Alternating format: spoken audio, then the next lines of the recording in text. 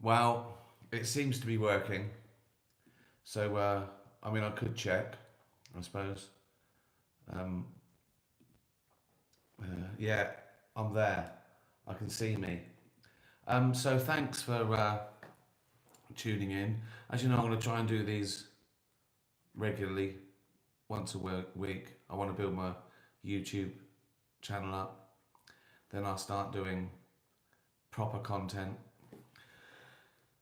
masterclasses, little documentaries.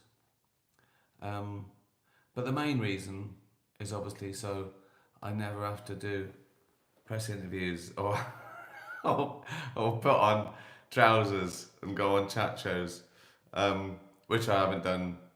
I think I do about two chat shows a year now when I've got something out.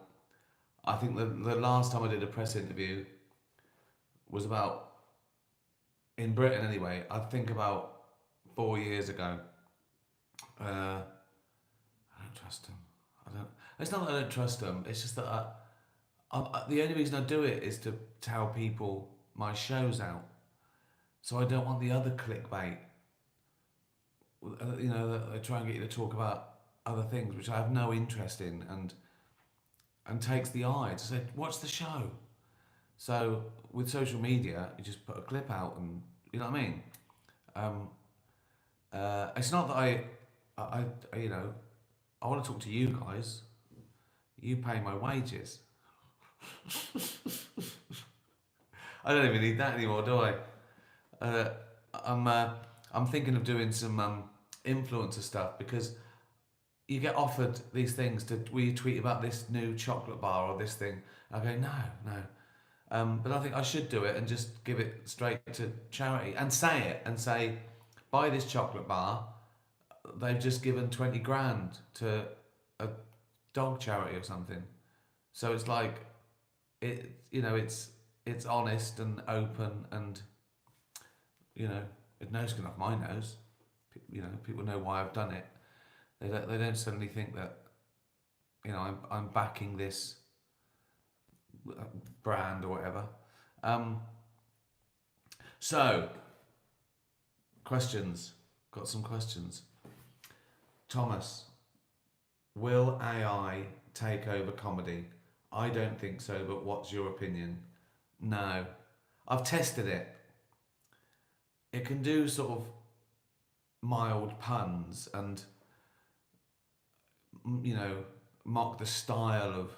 It can do observations not very well. I think fundamentally what it can't do yet, and I don't know if it ever will, is AI has no childhood, does it? It has no bad parents. It doesn't have a failed marriage. Um, Comedy is often about pain, or self. And then there's empathy. There's us knowing it's a person who's gone through that, as opposed to just looking at wordplay. Um, I mean, I see that with some comedians where you go, well, their jokes are as good just to read as them do it, which is great if they've written a joke. But I think what can't be replaced is that experience of uh, feeling the same as that comedian, or that comedian making you feel, and you knowing that he feels. It's the equivalent of shouting at a telly. That telly can't hear you, whereas live, you know, there's a common experience. So I don't think it can have that. There's no jeopardy either. You know that AI doesn't care about what happens after that joke, whereas comedians, particularly in sort of recent years, you can become a hero or a villain, and we know the comedian knows that. So we either root for them or hate them, you know. Um, so, but mostly AI, it can't be funny. It's not being funny, is it? It's showing you a program or a formula. I think we want the human experience. I think that's the big thing. Um, We can never laugh with it, can we? We can't go, oh, good one. We just, I don't know what we think. I think we treat it like a calculator. You don't say to a calculator, well, how did you work that out? That's really good. You know your times table. We know we've done it to a certain degree. Do you know what I mean? Anyway, I'll probably cut forward to 2 years' time where there's no comedians, just AI telling jokes. Oh, God. Honey Bunch. Do you still undertake the handyman type jobs? No. Now in your palatial new mansion? Or do you get a man in? I, I don't think I've ever done handyman. I mean, I can, change a plug. I think even then I have to ask Jane, is that so? Is it, you know what I mean? Change a light bulb. I don't know where the light bulbs are. Jane, where are the light bulbs? In the cupboard. Oh, cheers. So, no, I'm not good at that. I'm no good at it. I'm lazy. My time's too precious. So, there's three good reasons. One of the handles came off one of the kitchen cupboards the other day. The sort of screw was, when there's no thread. So I sort of put it back in, and that came off straight away. Did the little tiny bit of matchstick, and it came off straight away. Super glued it in the end. I mean, I should have got a new screw, and I know what I should have done, but super glue works. I think I did super glue with a cut once. Just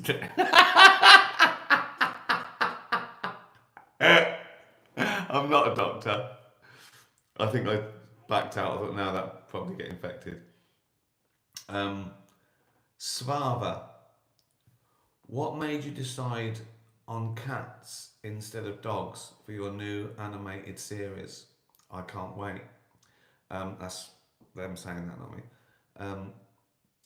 It's just because we know how much you love dogs. Well, I sort of did dogs, didn't I, in Afterlife, or a dog. I do love dogs. I love cats and dogs. I think cats are better for comedy because I feel they need humans less. Do you know what I mean? A dog on its own is sort of, where's my dad? Where's my mum? Whereas a cat is like, whatever. It's attitude. I think I chose cats because of the possibility of attitude. And they're smaller. They've got this, they think they're lions, but they're tiny. Do you know what I mean? Like dogs are still a bit like wolves. There are some that are bigger than wolves. You know what I mean? Whereas a cat, it acts like it's a lion, but it's 1 foot. So it's I just like, I think I like the attitude, and everything's got to be. You've got to make everything sort of human anyway, and I just think they're better for human characters in comedy. A cat. Well, you be the judge of that. Dan, name that tune. 3, 2, 1. Bullseye. This is going to be confusing for Americans. These are all terrible 60s, 70s, 80s, 90s sort of game shows. Name that tune. 3, 2, 1. Bullseye. Family Fortunes. Blankety Blank. Strike It Lucky. The Generation Game. The Price is Right. Play Your Cards Right. Or Celebrity Squares. Which one would you prefer to watch when it was on? When it was on, I probably watched them all. I'm pretty sure I watched them all at varying ages. The one that sort of stuck with me that I still watch is Bullseye. I mean, that's never really gone away. Some of them I probably watched ironically like 3, 2, 1 to sort of slag it off. I quite like Name That Tune. I join in. I was good at that. Blankety Blank was pretty good with Les Dawson and uh, Paul when he did it. Strike It Lucky. I didn't watch a lot of that. I was probably too old. Generation Game I used to like. I liked them all, but it's Bullseye for me. Classic. Um, Americans would now have to Google all those. What will they make of Jim Bowen and Tony 180 Green and some of the worst prizes ever? A his and hers towel rack. Um, Tom Tom. Do you have do do having oh sorry, do you have an ultimate goal with saving sad animals? Would you ever open up a sanctuary yourself? I've thought about it, but I don't know. I'd love to do it, but I'm worried some of that would be an ego thing as opposed to giving it to charities that really need it desperately now.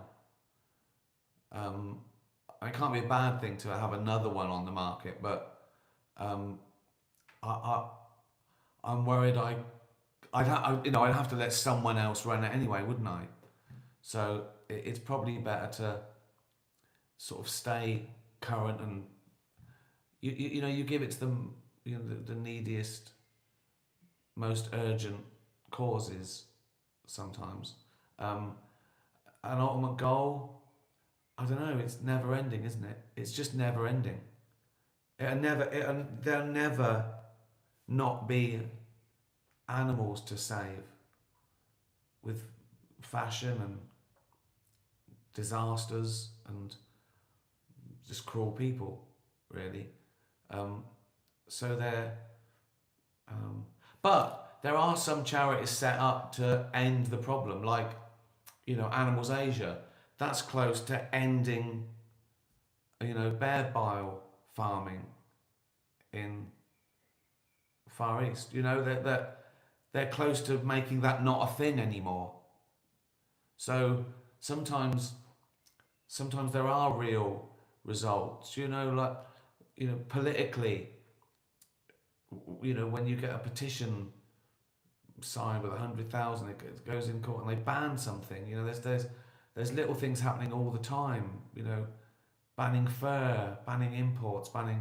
So sometimes there is a definitive result, but then there's something else. You know, it's just it becomes it's part of life. I think I don't know what could happen. We could already stop the need for meat if we wanted, but some people don't. So um, yeah, it's just ongoing. Uh, Aweneo, Aweneo. Which Alicat are you, and which part of its personality most represents you? Have I got a little picture? I'll try and. I've got a little picture. I thought I'd. Oh, they are. Look. Oh, there's a thing that from the rap party when they made me vegan cakes. That's my one. Gus, big fat ginger Tom. When I did the preliminary drawing, that's how I had him sitting. So that's like me for a start. That's how I sit all the time. um, so yeah, I made him fat and leery and lazy, uh, and I tried to put a bit of the personalities of the cast into all the cats, sort of. I mean, they've still got to be realistic cats. Um, and then because a lot of it is, workshop and role played and ad libbed, you get a lot of the personality of the cast in all the cats. Uh, which part of his personality most represents you? Just, I don't know. I suppose being fat and lazy, shouting at the telly, thinking he's cooler than he is, thinking he's tougher than he is, swearing too much, um, and yeah, but mainly that he's fat. Um, Dennis, can you share some examples of the meals you like to eat in a typical day? Do you miss eating meat and fish? Or is it never a thought anymore? How long have you been vegan? Been vegan uh, for 6 years. No, I don't. I don't miss any of it really. Um, I thought I would. I thought I'd miss cheese the most, but there's vegan cheese that you can't tell the difference, and that's true of the meals. I have normal meals. No one, if you saw meals, you'd go, "What's that from? Is that from the future? Is that space age? Or this is that sawdust?" They look. You can have vegan pizzas that are just a taste. It's got meat on them or cheese. You know, I have vegan a plant burger from McDonald's. Vegan. Is no one goes, "That's a weird looking burger." Um, pasta. Uh, I do eat a lot of beans and rice, um, and I also I do have a lot of substitutes like tofu. But again, if you go to a Chinese or a Thai or a Vietnamese or an Indian restaurant, you're eating their national dishes that were always vegan. That's a good tip actually. If you're abroad and you don't know the place and you're vegan, uh, always nip into a Thai place for some bit of tofu.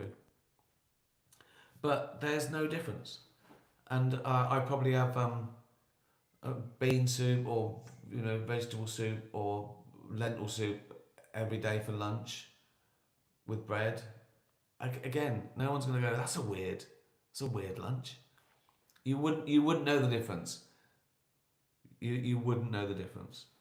Um, yeah, no, I don't miss it at all. Uh, Jake, can you tell us more about Alicats? You've described it as your next sitcom. If so, what makes it a sitcom? Um, well, it is a sitcom. Yeah, it's an adult animation with cats, but it's a sitcom. What makes a sitcom? That's a good question. A recurring cast of characters, usually a particular setting, a house or a pub or a factory or an office.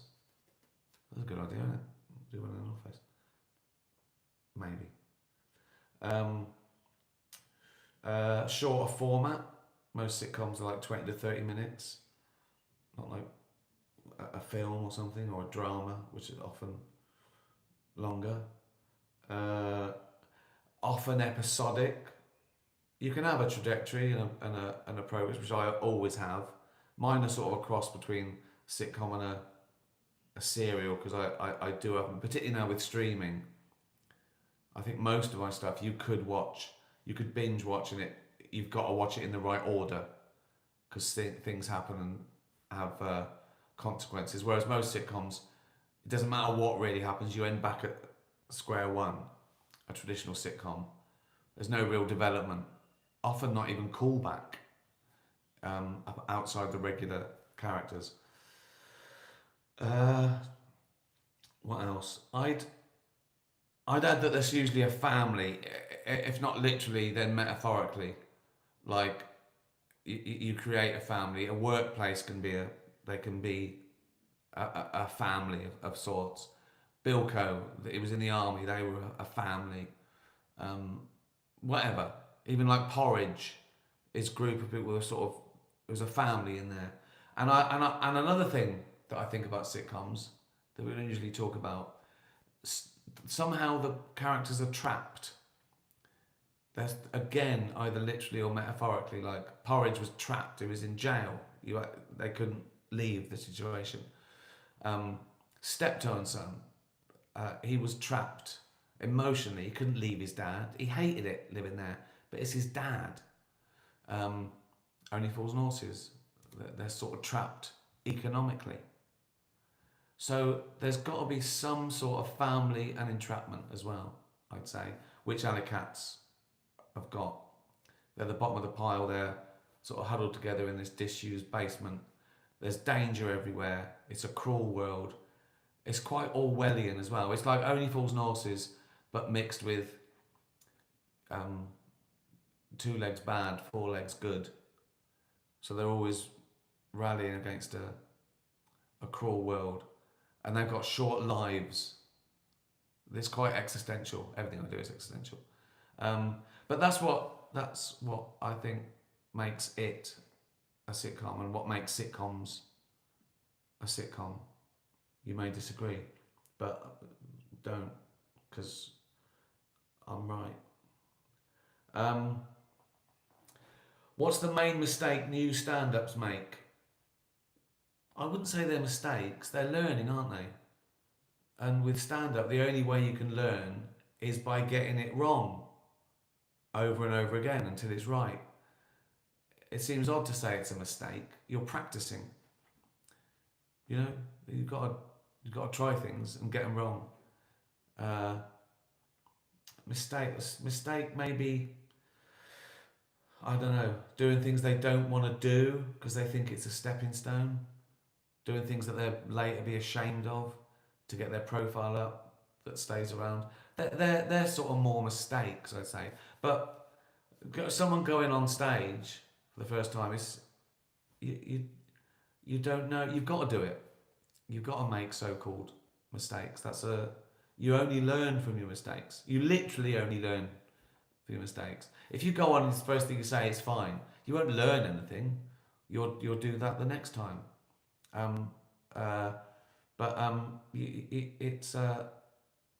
Mistakes is the one. But you can make business mistakes.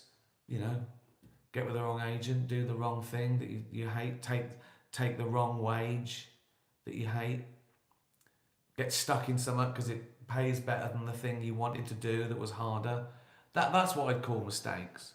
But even then, people look back and you go, is there anything you wouldn't have done to change? And the answer is no, because I think I said this once before. Even if the worst thing that you've done, that often led to something really good. If it's something you hate, you go, oh, but that I met so and so and I did this, or someone said this and that made me think that. So it's where you are now. You know, you wouldn't say I've had a lifetime of mistakes. You'd say it all worked out. That's what I'd say. I'd say don't rush it either. You don't have to go on tour with the first thing you do. That was probably my mistake. I remember when DVDs was like the holy grail. I think I did 20 shows and committed it to DVD, my first show, Animals. And it's good in a sort of naive way. And I suppose I had a lifetime of writing. That, again, this isn't a mistake, but that's what I've changed. My first few stand-ups, I wrote more than, doing the stagecraft. And now I do now I'd rather go out there with nothing and just find the funny and then sort of write. I sort of changed that tack with the Humanity Onwards, where I do 50 to 80 warm-ups, knowing that, I plan less and work more. I don't know. And also, I think you can get stuck. Like my last couple of gigs, I think I've got caught up a little bit on pushing back against the tide, against cancel culture, against political correctness. Because I thought it needed to be done, but now I think I've done it, and I think if I did that again, if I just went out again and just moaned about the world or cancel culture or, now I've sort of gone back to my roots. I'm just doing what I like and not caring about it. I don't care anymore. I don't care. After 10 years of worrying about what will get you cancelled or what you should and shouldn't do. I don't care anymore. So this one is more fun, freer, and I've left all the, because I never like comedians lecturing people on their, telling them what they should and shouldn't do and what's wrong with politics. And you sort of, you, and I sort of pushed back on that, but I was sort of doing the same. So I don't care now about what's going on. I'm just gonna have my funny thoughts and you know work it out with the audience. This is my favourite one since Humanity, I think, that I'm doing now. Um, could be my last, couldn't it? Could die before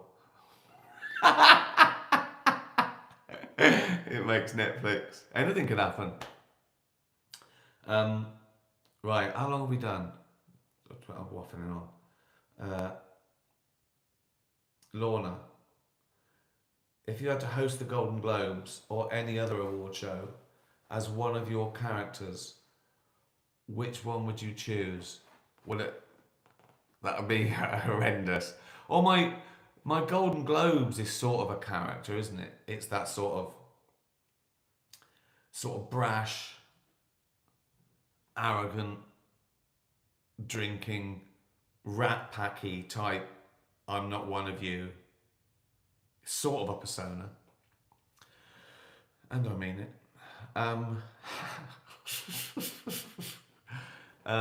So Derek would be fun. That'd be very confusing, wouldn't it? But he could deliver some. He could deliver some devastating lines, and it would be like he was meaning to be kind. That would be good. Brent. I think Brent would be. I think Brent maybe would be the most successful because everyone would understand it. And that would be good, where he was trying to be right, trying to be right on, trying to sort of creep to the crowd, and it go all wrong. I think it's probably Brent. Shane, last one. Let's do the last one. Any TV recommendations? Oh, is that it? Yeah. I don't really watch TV. I watch live football. I mean, that is it really. The odd boxing match, if it's not pay per view. I watch The Traitors like everyone else, and The Apprentice, and that's it. I don't watch any soaps. I don't watch any ITV or BBC One sort of broad dramas or. I scour the world for the best dramas ever. Whether it's on Netflix or Walter Presents or Apple or wherever it's landed, wherever it was made in the world, you can find it. TV, it's so lame now, isn't it? It's all shit. Terrestrial TV or network TV. It's so safe and boring, just feeding people white bread, just formalised nonsense. So I don't. It's like social media. If you scroll, you'll get fed shit. If you sort of, search or research, you'll find better stuff. So you could go back. I'd say Sopranos, The Bridge, Four Blocks, Gomorrah, Borgen. I think I've watched most of those twice. Le Bureau. And we're watching Spiral again from the beginning, and that's French cops and lawyers. It's brilliant. It's brilliant, and there's like 6 series of that. And if you leave it a couple of years, you just remember the feeling, and it's like a warm bath or old pajamas. You're so relaxed because you know it was good. There's no anxiety. You just love it. Oh, this bit. It's so great. I think I've often loved watching something that I've loved for a second time more than the first. So yeah, right. There you go. please subscribe. And subscribe to Dutch Barn as well.